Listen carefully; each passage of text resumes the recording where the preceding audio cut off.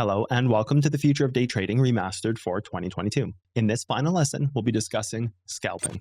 Okay, we're on the final lesson of the Future of Trading Remastered for 2022. Now, it's incredible that I was able to condense this all into 10 lessons. It was a lot of work to do the script work and get this into the most important theories. And if you want a more intimate, detailed explanation and breakdown of the future of trading, go watch the original course because it's 46 lessons and there's 3 parts to each lesson. So you've got like 100 or so videos in there. I think the total count is 96, but I could be completely off. I don't remember. It's been so long. But if you want that more intimate experience and a detailed breakdown that's going to take you a month or 2 months to complete, go watch the original Future of Trading course. And then after this course, you're going to be going directly into Blueprint and getting through that and Butterfly Effect and the strategy series. Those are your next steps. So make sure that once you're done Future of Trading, Blueprint is right up next on your agenda, as that's more procedural analysis, as I call it, which is the execution of trades, things like trade management, bankroll rules, things like that, that'll really help you be successful in the markets and the habits that we develop to become professional day traders. In this final lesson, we're talking about scalping. So we're going to work off the previous lesson where we kind of summarized what could look like the perfect entries at the perfect levels in a chart.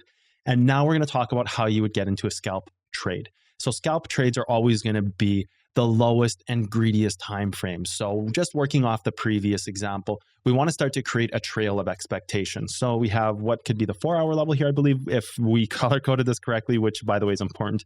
We're on a 5-minute chart and we have a hold level here, which got hit perfectly in that moment. And we're going to color this gray and just kind of follow the trail of what this created to just give a general the first expectation of what you were to do. So if you were to scalp this move, you would be buying kind of these levels on either side at the bottom of each range. So like, for example, at the bottom here, you would be wanting to buy this level here because it had just slightly laddered from here to here to here, and it can go and attack this level again and hold it. Well, that would give you like kind of your perfect hold levels on small time frames for scalp trading. Scalp trading should be justified on small time frames. 15-minute would be kind of getting more into like a swing trade expectation. A 15-minute level takes 15 minutes to develop.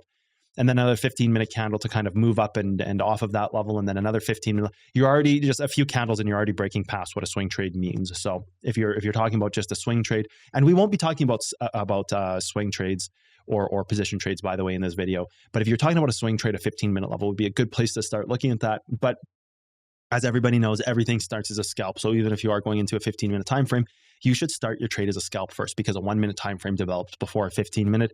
You can just adjust your expectation into a 1-minute trade time frame or a 5-minute time frame, which is a scalp position. It can then turn into a swing trade. And I talk about this in my strategy series a lot in great depth. So go and watch those videos in the strategy series if you want to know more about swing trades and position trades and how to get in those and what they manifest from.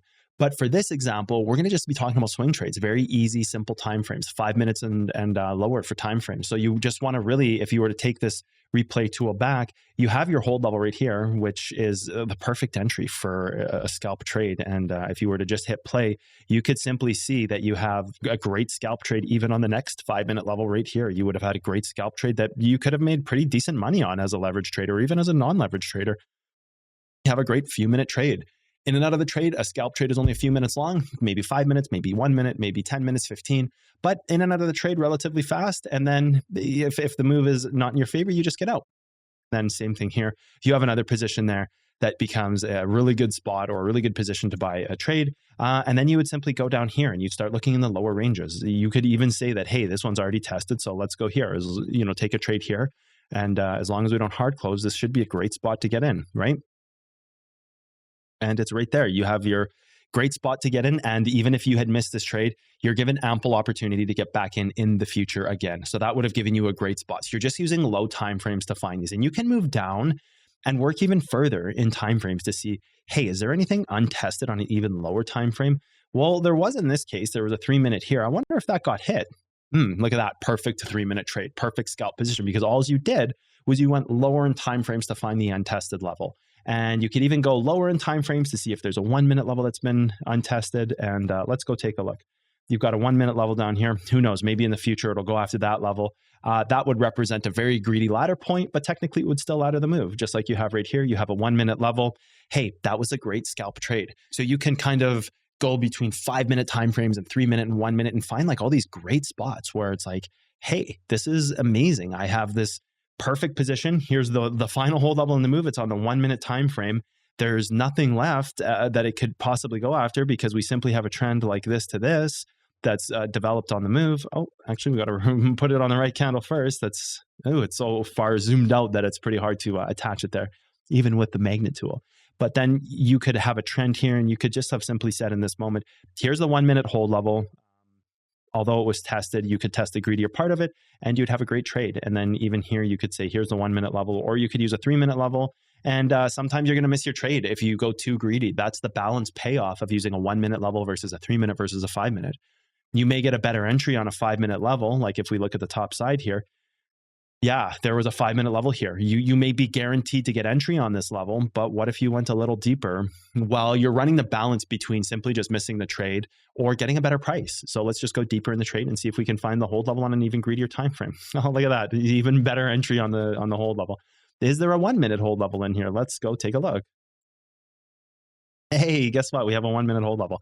Gee, I wonder how accurate we're starting to get. Oh my God, look at that accuracy. That's crazy. And so if you were like me and you traded leverage, $2,500 on 100x, that's the max position size. That's how I trade. You would have just made yourself a cool $5,000 in the course of 0:56, so 12:56 in the morning to 5 o'clock in the morning. So you got like roughly 4 hours, and you would have made yourself a cool $5,000 and netting you, $1,250 an hour, or even if you just took the 1% or whatever. You guys make your own rules, trade your own expectations and trade frequencies and leverage, but this is just how I trade. So then you could even just go deeper and deeper and deeper into moves to find deeper and deeper hold levels on smaller time frames. The only problem here is you run the risk of missing the trade. So if you were to go into this move here and you went as greedy as the 1 minute, but then the 3 minute was like right here, maybe the 3 minutes right here, and if all of a sudden it went like this, and it went to here and it went to here and then down, it's just like, oh man, I missed the trade. I just went too greedy in the move, because sometimes this happens. Sometimes it doesn't quite go after those final moments. Sometimes it doesn't go after the 1 minute level, but yet a 5 minute level can support it up. And that's just telling you that now you're going to be using those 5 minute timeframes going forward in the future. So if it stops dead at a 5 minute and there's untested 1 minute levels in there, yeah, it's likely going to use the 5 minute hold level in the future next. So maybe we can find an example of that. I believe, take the replayer tool off and just see what it had hit. So this was the 3 minute level right here, I believe. I believe this one was a 3 minute level. Let's go take a look. If memory serves me right, oh, I am good. It was a 3 minute level. So now simply all we would do is we would use the next untested 3 minute level as the base to our assumption. So we can see that this one is tested. This would actually act as a candidate for a reverse level, which is something we go after in Butterfly Effect. We won't talk about it now, but in Butterfly Effect, you can see that. Keep continuing your educational journey if you want to see even more crazy stuff like reverse levels.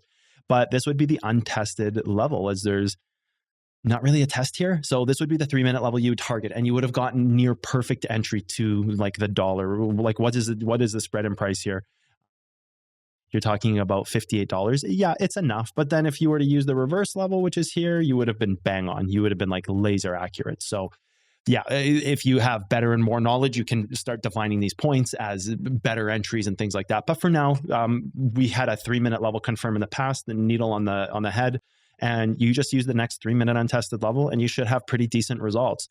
And then the same thing going forward. Now you're just going to mark this one here because this would be your next 3 minute level. And you would have seen that even if you missed this trade, you could have got that re-entry there. It looks like it moved up and bounced off that 3 minute. So it moved up above it, it broke below it, hit that 3 minute level, held the level, which was also the 1 minute hold level, and now it's just moving up again. So this is the way you need to look at scalping in small time frames and short intervals, and by being able to use only these diminished time frames. And when you need to turn them into swing positions and swing positions and positions, I guess is the way you would say it. Swing trades or position trades. There we go. When you need to change them into, you start as a scalp and it needs to manifest into a swing trade, and a swing trade needs to manifest into a position trade. That's something completely different, and something I go over in the strategy series. So go watch the strategy series if you're interested in being an investor or a position trader. Position trader and investor is very much the same thing. Or a swing trader if you don't want to be a scalp trader. Just with the realization that no matter what trade you are, no matter what trade type you are, no matter if you're a long-term investor, whether you're sitting in positions for years on end, it always starts as a scalp trade. that can then manifest itself into an investment or a position trade or a swing trade. It's always starting as a scalp first, because that's the first time frame inside the larger time frames that build up the necessity of a move. So if a 4-hour hold level is created, there's some type of little scalp trade in there that was the perfect setup based on cycles and the effect of time and all these things combined to create that opportunity to even allow a swing trade to develop off of a scalp trade, and then further a position trade to develop off of a swing trade. So I hope you enjoyed the series, Future of Trading Remastered, condensed into a small version. Like the channel, subscribe for more, and make sure that the next series you're watching is Blueprint. And then after Blueprint, you're going to go into Butterfly Effect. And in between those, anywhere and everywhere, you should be taking my Mental Analysis Evolved course, because that's really good mind training for day traders. All right, we'll see you on the next course. Cheers.